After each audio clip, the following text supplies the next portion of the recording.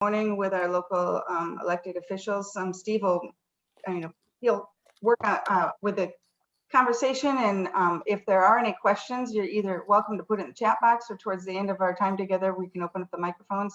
But just a reminder to mute your mics if you don't mind. And it is always nice to see people's faces. So if you want to turn on your cameras, that's great, but it's totally your call. So again, welcome and thank you for joining us. And I'll have Steve, our Director of Government Affairs, take it from here. Thanks, Steve. You bet. Thank you, Carrie. And good morning, everybody. I'm glad that you're with us this morning for our April Friday Forum. This morning, we're going to have a conversation with two of our Cedar Falls legislators, Representative Bob Kressig and Senator Eric Giddens. And what I'm hopeful for is that they're just going to kind of bring us up to date on what's already happened, what's currently happening, and how we're going to get to adjournment. So that's the goal. And I think we'll start our conversation by hearing from Representative Kressig. Bob? You're muted, Bob. Rookie mistake. Bob? You're muted. Yeah, I'm muted. Got it. So anyway, Steve, good to see your face and others, and thanks for having us here today. I'll just share, I serve on Commerce, Public Safety, Transportation. I'm ranking member of that committee, and I'd have to say that's probably one of the most bipartisan committees that I serve on. And then I'm also on the Transportation, Infrastructure, and Capitals budget. And those cover, we can do certain monies for projects in communities and those things. And so moving that stuff forward, I just would want to share kind of some of the bipartisan bills that are moving forward. We actually passed a bill that would allow dentists to administer vaccines, exempt COVID payments, and relief from state taxes. That's probably one of the first steps that would took place. Created affordable housing. We did also expand some protection to prevent sexual abuse. Doubled our tax credit for EMS firefighters, volunteer. And we new enforcement to stop human trafficking. We know that is still occurring. Business child care. I know that this group and others across state are trying to expand child care. New tracking system for rape kits. We expanded benefits for firefighters. $3 million increase for the state park maintenance, which, we often don't think of state parks until we go visit one and we think, God, how nice they are. And we need to, and then expands protections for vulnerable Iowans. In particular, a lot of our seniors that are being taken advantage with spam and fake stuff. I would share that the bottle bill, and I know that that's one issue that has, it's on both sides of that. Currently the bill, it's House File 814, and House File 814 would give exemptions to businesses that, like retailers that sell pop and beer. They wouldn't have to take the cans back, and they would have to set up a contract with a local redemption center. And then, some of the bills that are not going forward, private school voucher program. They had some bills dealing with instruction about gender identity in school. They wanted to require a survey of political views of university employees, which I thought was just an overreach. Penalize a school or remove school board members who don't agree with the governor.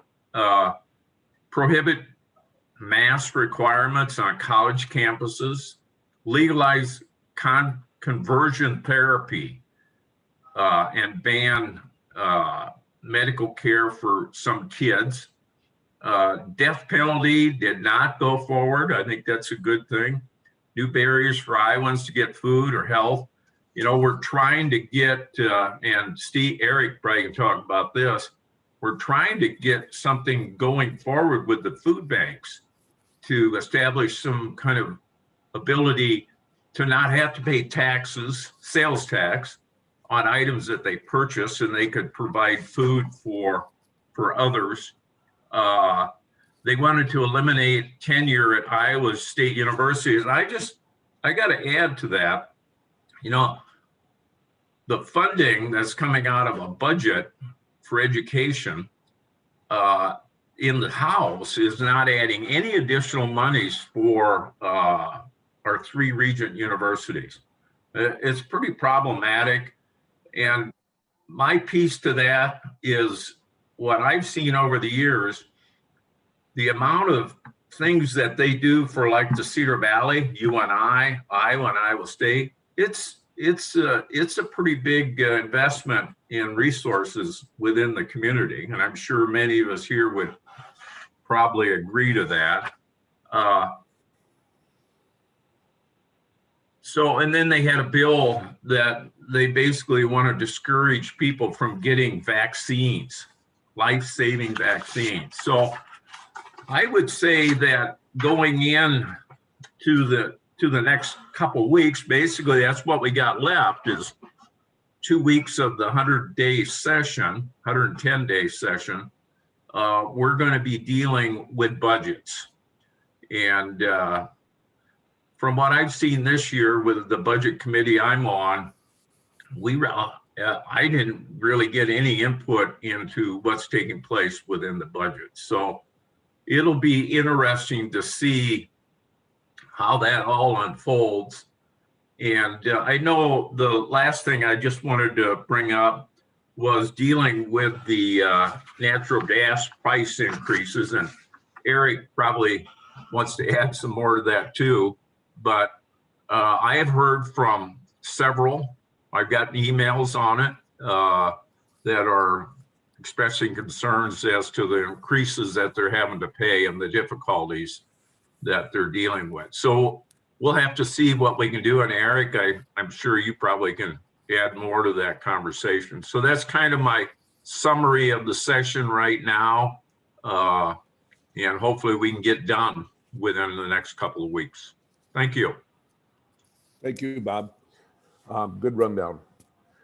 Eric, what's going on in the Senate? Thanks, Steve. Thanks, Representative Kressig, and thanks to everybody who's in attendance right now. It's a good crowd. I see 46. That's impressive. I remember before COVID meeting in your conference room there, and I don't think we ever had 46 folks in the room. So this is a good format for that, I suppose. Although we do miss face-to-face interaction for sure, and I'm ready to get back to that. So. I wanted to just right off the bat mention the tragic death of our state patrol Sergeant Jim Smith, who was from Independence, right here in our neighborhood of the state. He was tragically killed in Grundy Center last weekend, and Senator Dotzler and I attended his visitation yesterday in Independence, and it was just an incredibly sad scenario. His memorial services today, so just wanted to bring that up, that he's in our hearts and our thoughts and prayers. He and his family and friends and coworkers and everything. So as far as the session goes, Representative Kressig gave a good rundown there. My committee assignments are education, transportation, Veterans Affairs, state government, and I'm on the administration and regulation budget subcommittee. I'm ranking member of both transportation and Veterans Affairs. So as Representative Kressig said, we have done a lot of policy related bills. the last 2 weeks of the session, we're in this transition phase where most of what's left now is appropriations or budget related bills. I am not on the Ways and Means Committee, which deals with tax policy. So I tried to get a briefing as best I could on tax issues that are flowing through, so that I could be prepared to try to answer any questions you've got. Also, I'll just share as far as process goes on budget, budget process appropriations, because of COVID protocols this year. We haven't had as much interaction as we normally would have. Right. And then added to that, the budget subcommittees just didn't meet this year. They just did not have meetings. They chose to introduce budget bills in the full appropriations committee in the Senate, and have a subcommittee of the whole. So senators didn't see budgets at all until, I'm getting a little bit of feedback from somebody. Please Folks mute. could mute. I think that might help with that. Senators didn't see budget bills until, just a few hours literally before those appropriations committee meetings where those bills were introduced. So I'll try to do my best to share some of that too. My basic rundown would be education. We increased came to an agreement to increase supplemental state aid for K-12 education by a similar percentage to previous years. Unfortunately, though, the problem is that that's based on enrollment, and enrollment was down this year across the state by about 6,000 students due to parents keeping kids at home during the pandemic. So effectively, we have only increased funding for our K-12 system by about $36.5 million for basic state aid, $7.7 million for categorical supplementals for school districts and for our AEAs. Those two figures actually effectively amount to a 1.08% increase in basic aid, a 1.39% increase in supplemental aid. And then preschool actually saw a decrease this year of $7.4 million across the year, which is down 8.38% from last year. So we feel like those are inadequate numbers. We had hoped that we would have based our education funding on the previous year's enrollment figures so that we could kind of keep our districts whole through this period, but that didn't happen this year. We're particularly upset about the preschool funding that actually decreased. Community colleges, I saw Pam on the line here, I believe.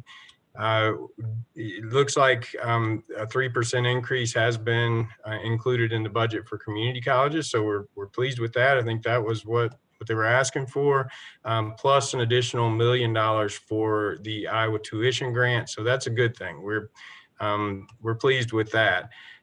Regents Universities, unfortunately, as Representative Kressig said, did not fare nearly as well. They were cut last year during the pandemic by $8 million. This year, both the Senate and the House budget proposals do not have an increase at all, and including not to restore the $8 million that was cut last year.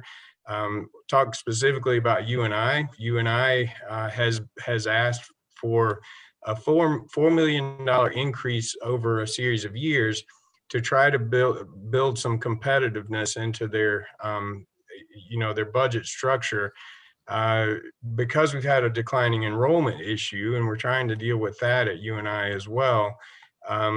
So this no increase will not be helpful at all in that. And to add to it, the House included language in their proposal that there could be no tuition or fee increase as well. So that amounts to cuts. That will, if that goes through.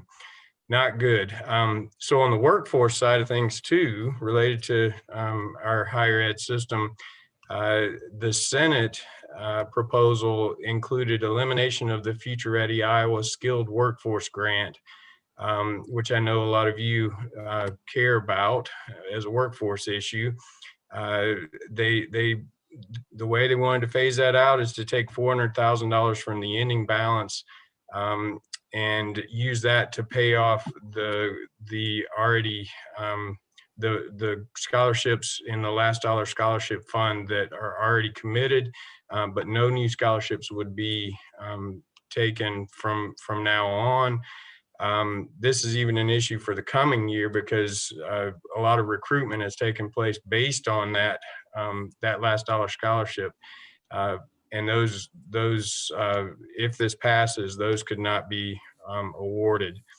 So that's a problem. And I just want to point out, our staff did some numbers for me that Regents appropriations compared to 20 years ago are down $63 million annually. That directly relates to the increase in tuition that we've seen over this amount of time. And it's not a good trajectory. I also, there are several different things I tried to think through, kind of specific folks that tend to reach out to me about different issues. I know I haven't hit everybody, but there were some tax and budget issues that I thought I could bring up just to try to update you. Tourism is a big thing. You know, our leaders, Tavis Hall and Kim Manning are great tourism leaders across the state, actually. And so there's a proposal to take beer and liquor funds and funnel those into a newly created nonprofit organization that those two folks in our community would have a leadership role in and have had a leadership role in the development of this proposal. That bill right now, just as an update, that bill is kind of stuck in the Senate Appropriations Committee. So we're not sure exactly what's going to happen with that. On the tax front, you probably all heard about the tax omnibus bill that would shift mental health funding from counties and the county property taxes to state funding. It would eliminate the backfill, and I know that's a concern for local governments. That bill is in the House now, but has not been assigned to a subcommittee. It's out of the Senate, but kind of stuck in the House. There was another tax-related bill that would eliminate the triggers. If you remember the triggers that were instituted years ago, that said when we hit certain growth and revenue targets, then we'd have a decrease in our income tax rates. This new bill would eliminate those triggers right now. We wouldn't have to wait for those things to happen. And it would also eliminate the inheritance tax.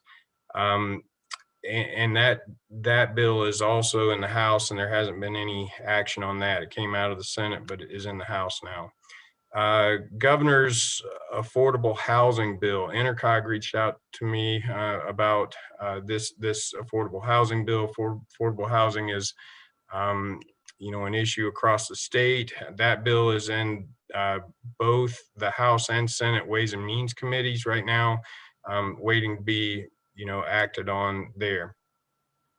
Bob mentioned the food bank sales tax bill that passed a subcommittee in the Senate. The bill number on that is SSB 1254. Got out of subcommittee in the Senate, but hasn't been taken up by Ways and Means yet. We've been trying to advocate hard for that. That bill is really important for our food banks. It would eliminate their sales tax requirement for goods that they purchase, effectively only costing the state about $250,000 a year, but that money could be leveraged by our food banks to provide an additional 1 million meals annually across the state, and that's not moving right now that we can tell. I saw Keith Kaspari, I believe, on the call. He's not on my first screen. Right there he is, waving. Thanks. He's always checking in about the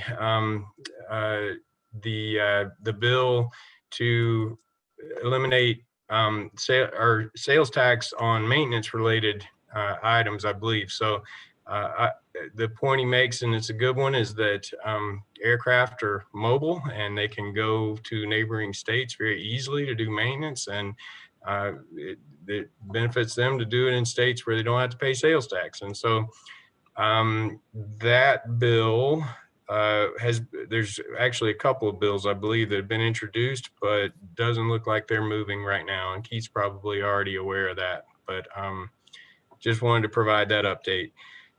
We get asked about TIF a lot. Bill number HF 847 or 9. I can't read my own handwriting right now. So that's a House file. It's out of House Ways and Means. It makes changes to the duration of TIF districts. I know our local governments have reached out, very concerned about changes to TIF because it's a very useful economic development tool, but it hasn't moved any further than House Ways and Means. Solar tax credits, something I'm really interested in. I work at the Center for Energy and Environmental Education at UNI. What we'd like to do is extend the solar tax credit. We'd like to decouple that from the federal tax credit. Right now it's set at half of whatever the federal tax credit is. So if the federal tax credit goes down, so would the state one. We'd like to decouple those so that we can set our own rate and leave it at that, and extend it. It's going to sunset right now. It's been very popular. It's really spurred a lot of growth of the solar industry across the state. And that bill has passed a subcommittee in the House, but hasn't moved any further yet. With all of these that I've mentioned, these bills, we've only got 2 more scheduled weeks right now. So we're hopeful that these things will move, but aren't sure about that. Child care is something that this group cares a lot about. Workforce related issue. We have seen no action on child care in the Senate at all. The House actually sent over to the Senate different tax credit proposals, but we haven't taken up any of those over on the Senate side yet. HHS, Health and Human Services budget has not come out yet. I know that a lot of folks on the call, have a lot of different concerns and issues related to healthcare and how our healthcare budget would impact what you do. But unfortunately, we haven't seen a budget at all yet, so I can't comment on any of that. I do know that telehealth is actually a policy related bill. The House has had some action on that, but that has not been taken up at all in the Senate. Just a couple of last little things here, and then we can move to questions. Broadband is another issue that you guys are always concerned about. I know, it's a big issue in rural areas across the state as well. The governor had a big broadband proposal to add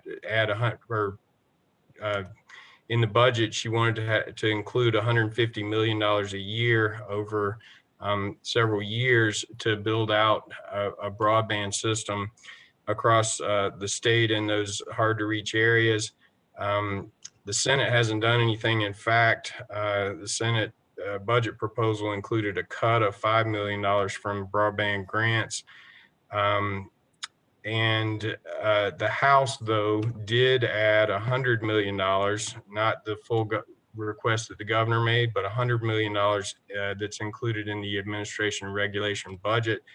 So we'll have to see where that gets negotiated out between the two chambers. And then, I started off mentioning the tragic death of Sergeant Jim Smith, our state patrol officer. We also had the horrific murders of two correction officers in Anamosa. we would like to see, some additional funding for our corrections system. The Senate right now has included an additional $6 million for the corrections system. That's not even enough to cover the increased cost for the current employees that we have in corrections right now. That would effectively be a cut. The House has included an additional $20 million. There are many unfilled positions in the correction system right now. And, we just need a lot more funding to completely staff corrections to the level that it should be staffed. And then my very last thing would be what Carrie asked us before we actually opened up the call to admit people.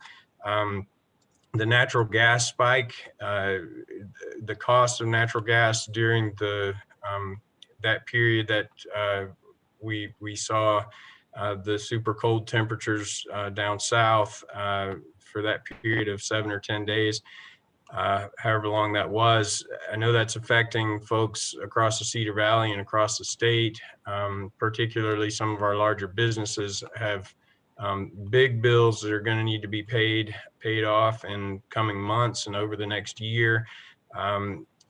We would like to be supportive in whatever way we can as a state, in challenging some of these price spike issues. I think at this point, though, I have been involved in conversations with Cedar Falls Utilities about this.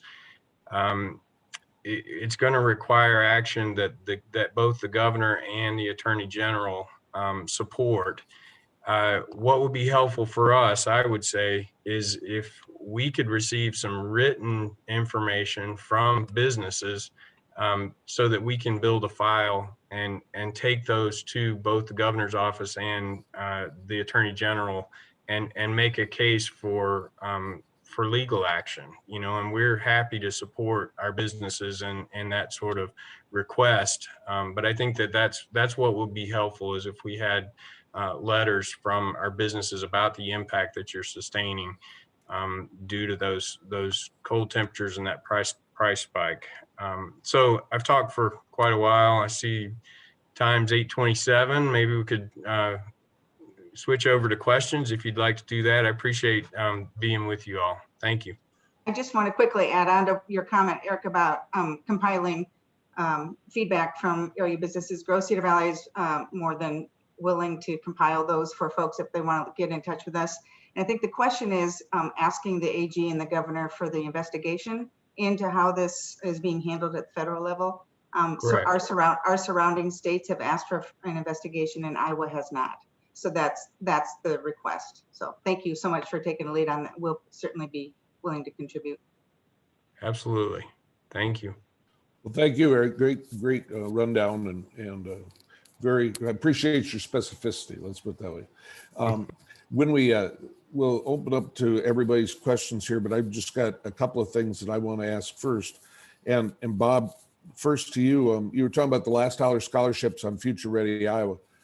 Do you think that even if that passed, the governor would let that go through when that was such a big priority of hers?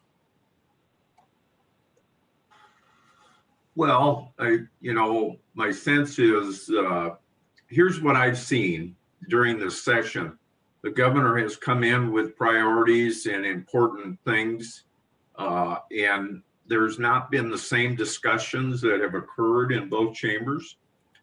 And, we have to have some agreement on issues, but I would get a sense that, the scholarships would be probably a good approach to helping students get things or skills that are needed in the workforce.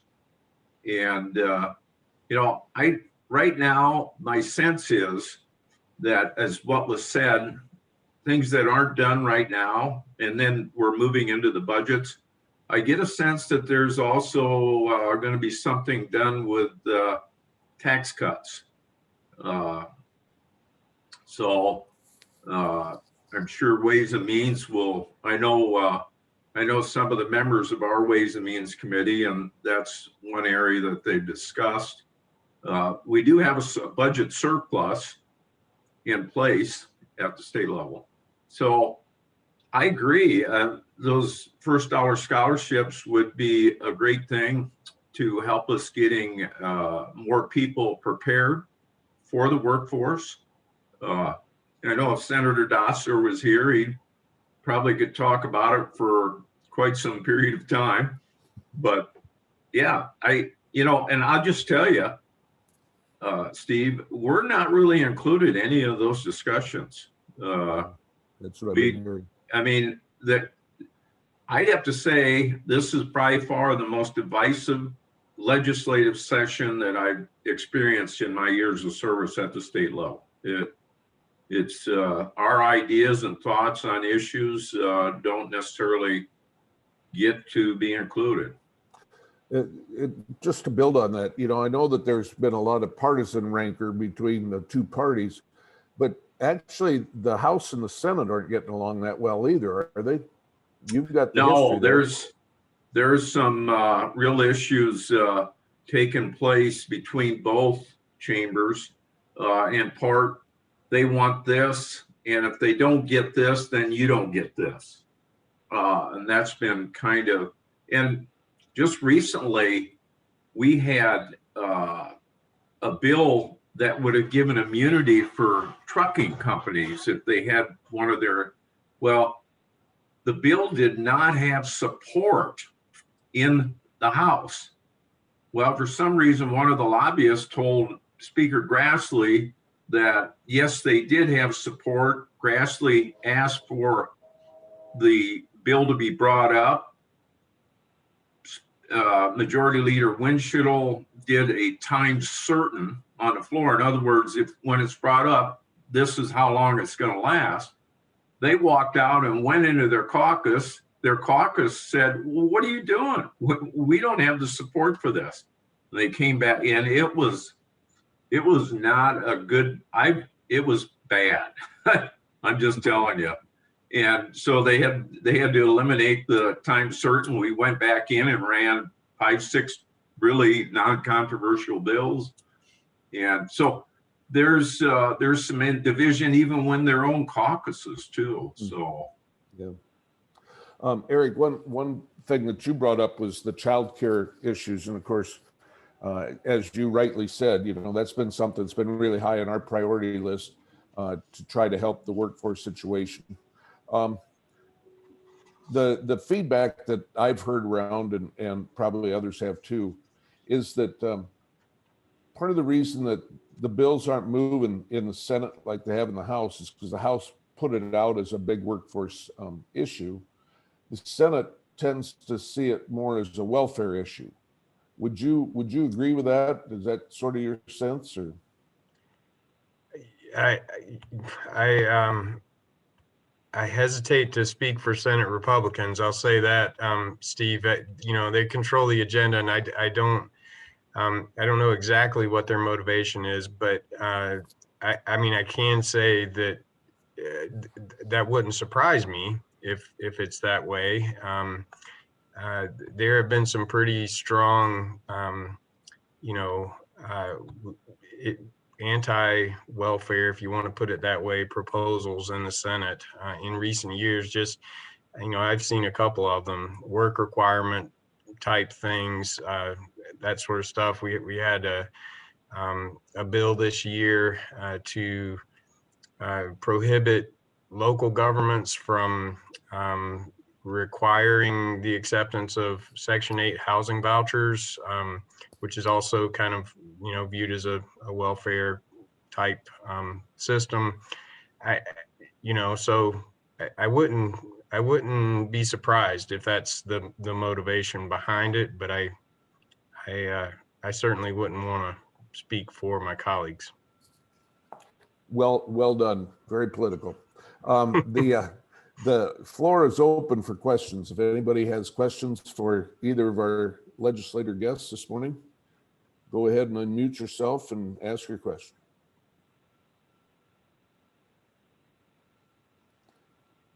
Okay, well, that didn't work. So let me ask another question. And again, Eric, maybe I'll ask this of you just because you kind of have a personal interest in it too.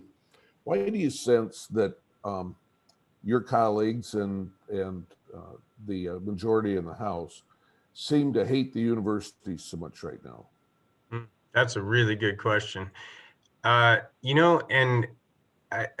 I'll say, I mean, Randy Pilkington's on here. They love our BCS programs, workforce related things. I think I get a sense that there's strong support for those types of things. Although, this last dollar scholarship thing is kind of baffling.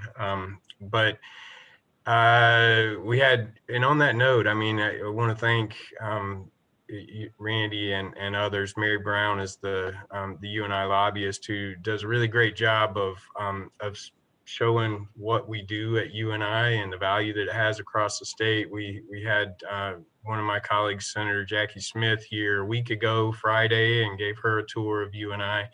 And they do a really good job of sharing those things.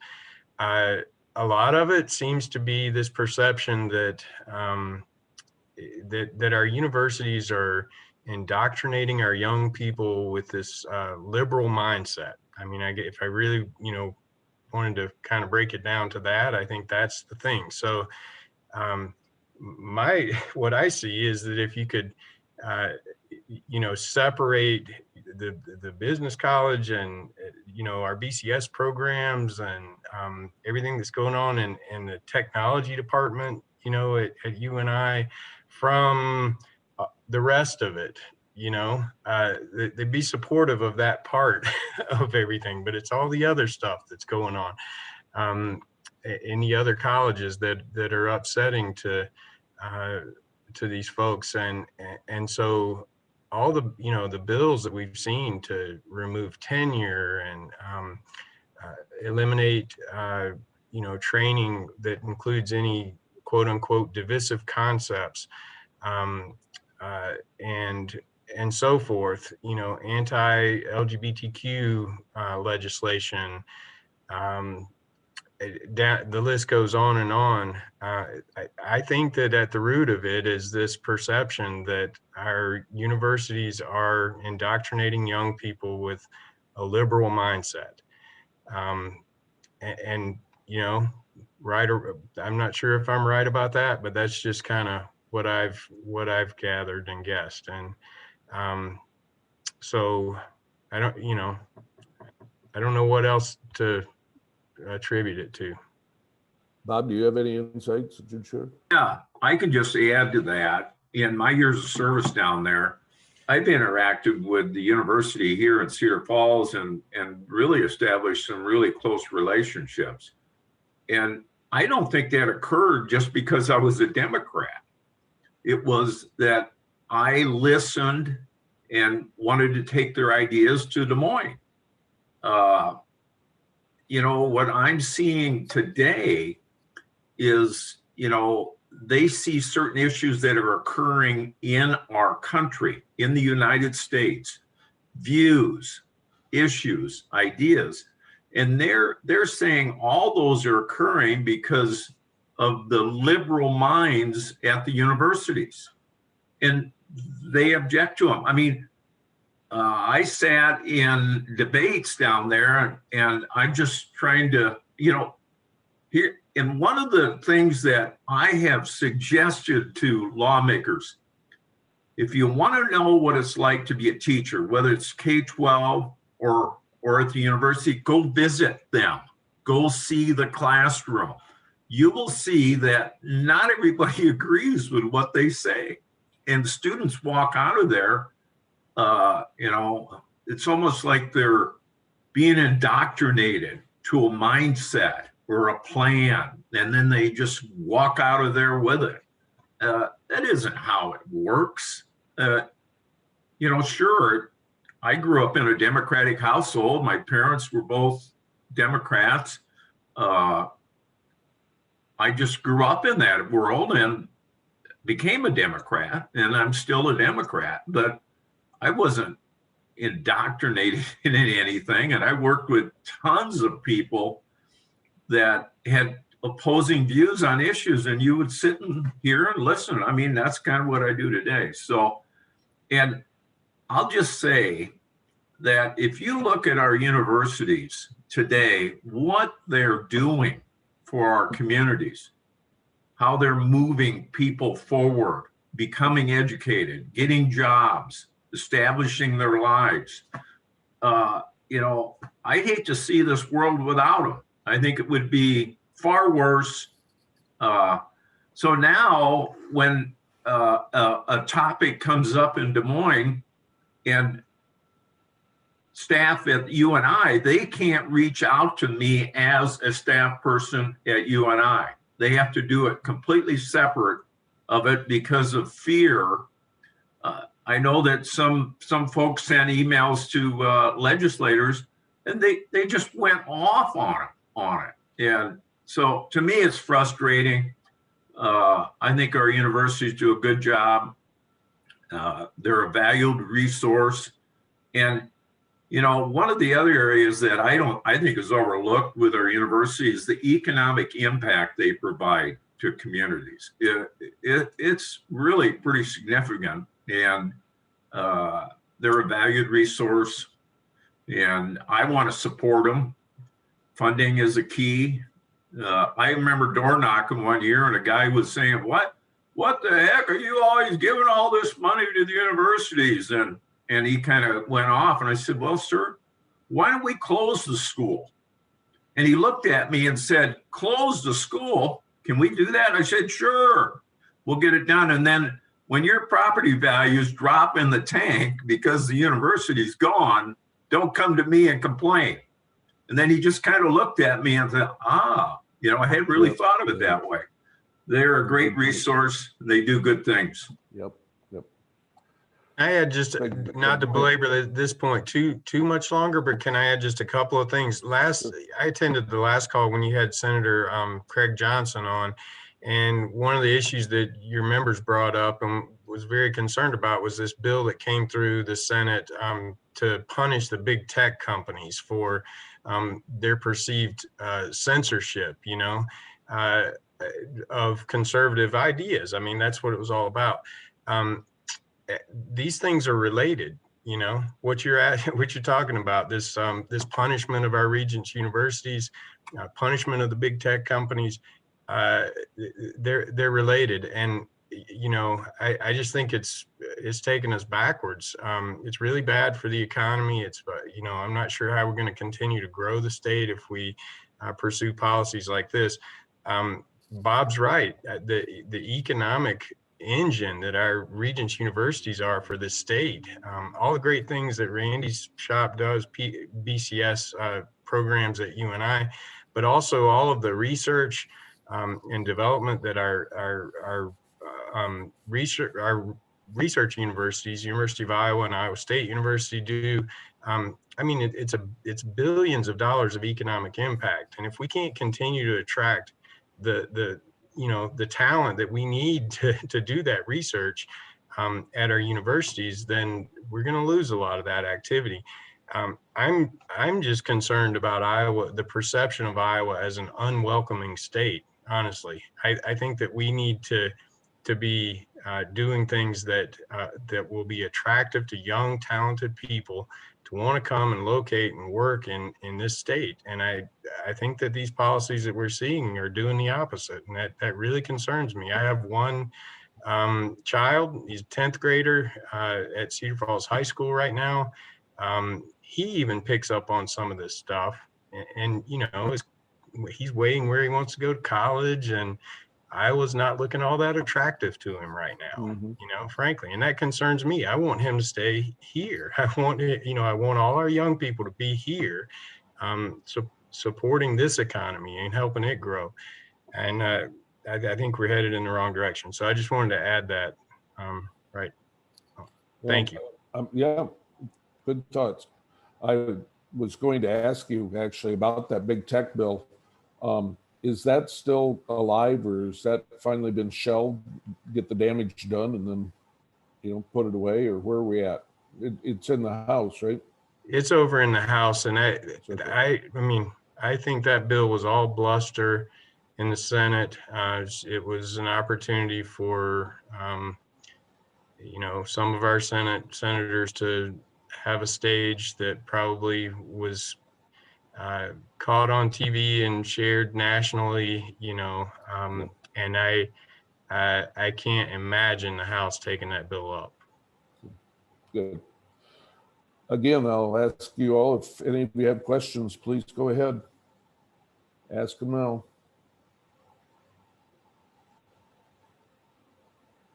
Okay.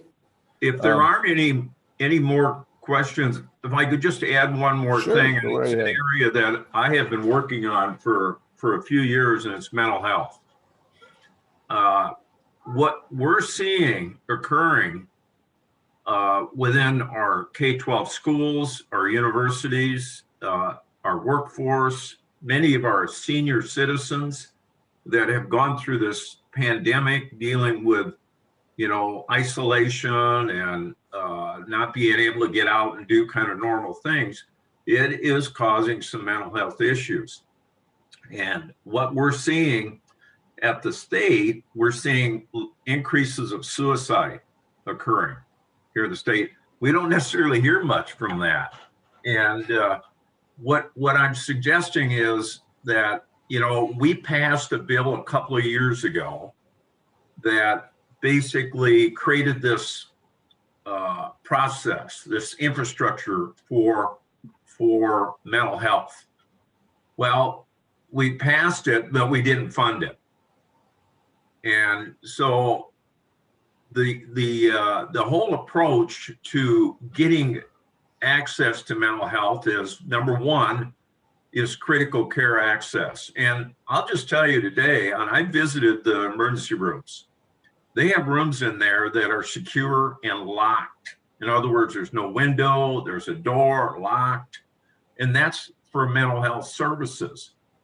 Maybe one or two rooms that will do that. And so critical care access is one of our downfalls as a state. It's significant. The other is early intervention. And early intervention would be something we could do to help our youth that may be dealing with, they were abused, their father beats them. It could be multiple things, and it creates this anxiety and stress and trauma in their lives. And going forward, it becomes a mental health issue. So critical care access, early intervention, having more access across the state for mental health issues. Farmers we're kind of struggling with this issue, suicide. So, and Eric mentioned the telehealth bill. Now, for the life of me, I do not understand. I know maybe some of you use telehealth. I have with my physician, and it works fantastic. But they're just refusing to move it forward. Part of it, the insurance companies don't like it. But, the whole idea of telehealth you'd have access to healthcare. And it's just hard for me to understand why they're putting the barriers in, because it's a new technology and it's moving forward and it's going to be there. It's going to be a new way to visit your doctor, and you can still visit with them personally. So those are real critical areas for us as a state. Currently, the largest provider of mental health services in the state of Iowa is our correction system. Right. And guess who pays for that? We do, the taxpayers. We can change that. And I think it would be a big support for law enforcement too, because of what they deal with when they go to a traffic scene or a disagreement or argument, to get a better understanding of what is occurring in our community with health and mental health. So I'm going to continue to advocate for that. And I hopefully more of the folks here in this will recognize the very importance of that issue. You bet. Thank you, Bob. That's really good thoughts. Really good thoughts. Maybe we'll finish up here with one question out of the chat, and it's just, is there any communication happening that you guys are included in either chamber on the budget? You know, or are they just going to put it through and put it up for a vote and that'll be it? Is that kind of the way you see it happening? Yes, that's right. And again, House Republicans and Senate Republicans are, you know, apparently not on the same page right now. They're meeting behind closed doors to try to figure that out to get where they need to be. And we include the governor's office, I suppose, in that as well. We don't see budget bills at all. In fact, budget subcommittees have actually not even met. So the public doesn't have access either to a budget bill until it comes before the full appropriations committee, at least in the Senate. So yeah, there's no information at this point. We're only scheduled to meet for 2 more weeks in this session. You know, I'll just say it's been a weird session process-wise. There's been several weeks when I only needed to be in Des Moines 2 days because I didn't have a committee meeting or floor debate, except for a couple of days. We have been able to do in our chamber, we've been able to do our subcommittee meetings virtually. So, you know, this past week, I only had to be there 2 days because we only had 1 day of debate and some committee meetings the other day. And in this coming week, I think we've been told we're only going to debate one day this coming week. So apparently there's still a lot to be figured out between the Republicans in both chambers, and we haven't been privy to any of that discussion. Yeah, Steve, I'll just try and be brief on this. I'm on the RIF and the transportation budget. The first time we saw the numbers within that budget, we're still meeting, was when we walked in and sat down and they laid them down on the table. We never saw any information regarding those budgets at all. So then what we had to do was take those numbers, go into another room and dissect those numbers. And all we could do is ask questions on them. Our input was not asked for at all. So our process is similar, but we're still meeting in appropriations committees. So I think, you know, if you look at the 3 budget areas is education, Medicaid, medication, and, you know, our corrections process. Those are the three biggest pieces of the puzzle to get worked out. I mean, I'll just add what bothers me. Yeah, we don't have information in advance. Our side of the aisle doesn't, but the bigger issue is that the public doesn't have it either. So there's no opportunity for members of the public to come and give testimony or share concerns about a budget bill until it is literally in the full appropriations committee and has to be voted on right there. I mean, there's just no opportunity for analysis by the public and feedback and input from folks like you guys that need to know about these things and are impacted by them.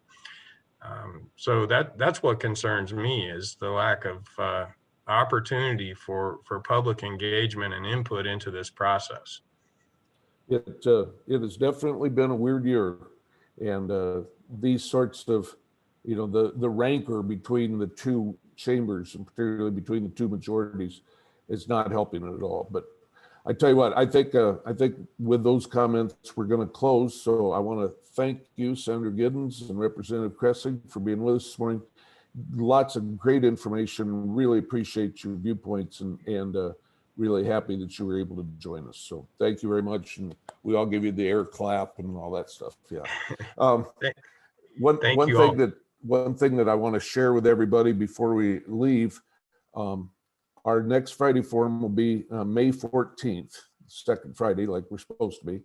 And our guest that morning will be Representative Ashley Hinton, our new Congresswoman. And so that'll be something to look forward to in May.